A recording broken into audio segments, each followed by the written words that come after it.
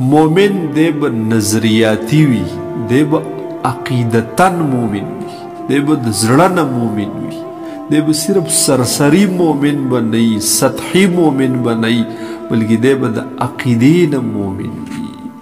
نو عقیده باندې بیا هیڅوک هم گزار نشي کولی، په نظریه باندې هیڅوک هم بیا گزار نشي کولی. وګستا عقیده نه وه، د زړه اعتقاد دی نه و، د زړه نظریه د ایمان هغه حلاوت دی نه و، نو بیا هر گزار نه به ته متاثره کېږي، هر څوک به دې بیا راپرځوي، هر طرف ته به دې بیا خلق اړوي. که هندو د باندې محنت شروع کو اب ته بل ودیني چې هندو کړی به وي، که یهودي در باندې محنت شروع کو اب ته به ودیني چې بل طرف ته به یې اړولی. او چې کله ته د زړه نه مومن وي، ته نظریاتي او اعتقادي مومن وي، دا بیا چری هم خرابېږي نه. لکه مثال پی دي، اوبو ته ور واچوه، نورې نورې نورې، هغه پی به ختم شي، ټول به اوبه اوبه شي. دقه معمولي لږ یو پیاله پی دې ته چې بالټۍ اوبه ور واچوې پته یې پکې هم نه لګي چې پی پکې و که نه، ټولې رڼې اوبه شي. دقه پیاله پی پاخه که په دې کوچ پې د پاسه راوله، دغه د کوچو دغه پیړه دا سمندر ته وغورځوه، څه نه کېږي بیا، ذره برابر په دیو کې اوبه بیا نه ننوځي، ځکه دا اوس پاخه شول. مخکې د لږو اوبو سره اوبه کېدل، اوس سیند ته یې ور ووله څه کېږي نه، اوبه ورته دننه تلی نه شي. مخکې ماقصیز و، اوس ماقصیز دی، خو مخکې کچه و، اوس پاخه شول. نو مومن به پوخ مومن وي، دی به د زړه نه مومن وي، دی به اعتقادي او نظریاتي مومن وي.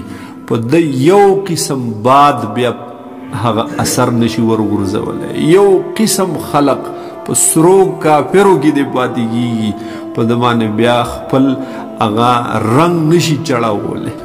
او که دی کچه مومن و، نو په د باندې به بیا مختلف قسم رنګونه به پې چړاویږي، مختلف قسم ماحول کې به دقې ماحول کېږي به بیا.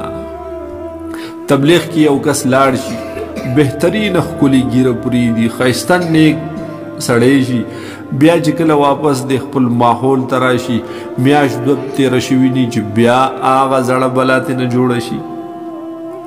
د رنگ روغان خو هلته ښکلی شو، اسلامي شو، خو کلک مومن لا نه و، لا د زړه نه تبلیغي شوی نه و، د زړه نه یې دغه محنت لا قبول کړی نه و، لا کچه و په دې کې. نو دلته هغه په دې ماحول کې ورګډ شو، بیا د هغې ماحول سره ګډوډ شو. او که دی کله د زړه نه د زړه قبول کو دغه محنت، دغه دین، دغه خواري، په یو دنیا بیا ګډوډ کېږي نه.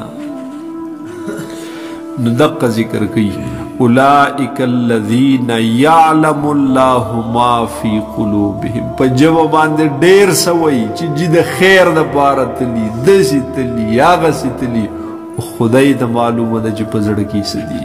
نو یا رسول الله صلی الله علیه وسلم فاعرض عنهم، مخ ته نه واړوه، اعراض ته نه وکړه، پرېږده بلکل ځي دې ځان له، وعظهم او نصیحت ورته وکړه، وقل لهم فی انفسهم او دوی ته ووایه د دوی د زړونو په باره کې، د دوی د نفسونو په باره کې، قولا بلیغا، د خیر خبره یا هغه مؤثره وینا، مؤثره خبره،